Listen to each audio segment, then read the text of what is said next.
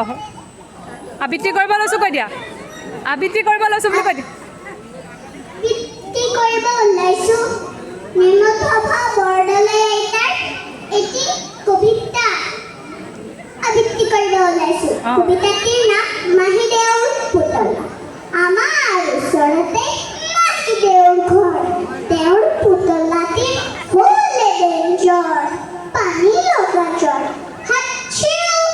doctor doctor মাহীদেউৱে ক'লে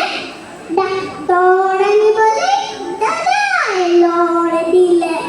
দৌৰ দৌৰ দৌৰ টক টক টক দুৱাৰত ডক্তৰে কৰে টক টক পুতলাই থৈ খাই কপে ঠক ঠক ভয় নাই ডাক্তৰে ক'লে